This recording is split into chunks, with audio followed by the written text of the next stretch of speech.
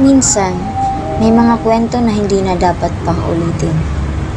Ngunit may mga bagay na hindi mo kayang takasan. Unang araw ko pa lang sa paaralang ito, iba na ang kutob ko. Puno ng takot at pag-aalala.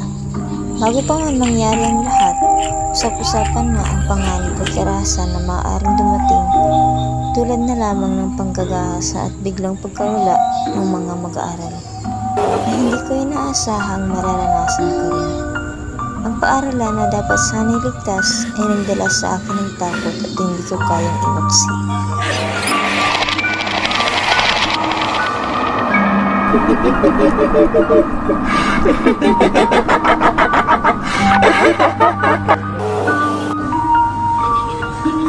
Tama na! Patay ka na! Ang bawat hakbang may dalang lihim.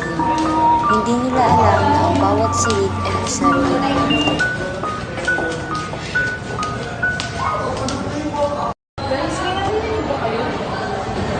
Wala lang yan, siguro nagalang yan.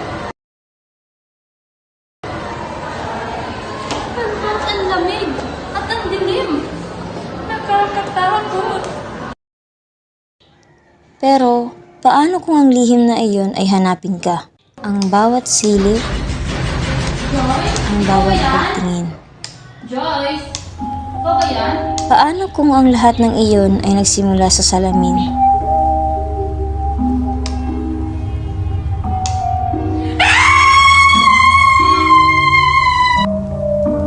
Ang bawat hakbang mo ay lumalapit sa katotohanan.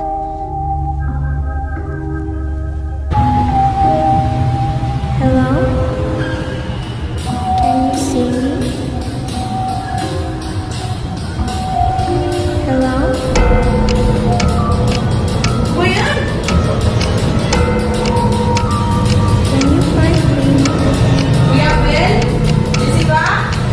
Sige mo yan? Kuya Ben? Jessica? Ano na lang ako dyan? Walang natatakot na! Ano yan? Behind you. I'm behind you. I am right behind you. Kuya Ben? Jessica, kayo ba yan? Can you find me? I'm here. Behind you, look. Behind you.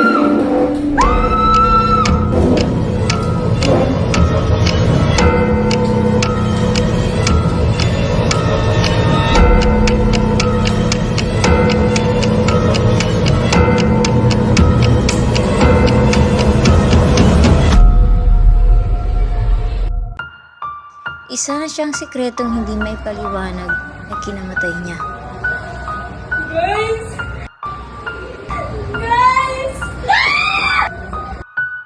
Ang bawat hakbang mo ay lumalapit sa katotohanan. Huwag mong subukang iwasan kung paano sila namatay. Ang mga kwento nila ay hindi mawawala. Mag-ingat ka, baka ikaw na ang susunod.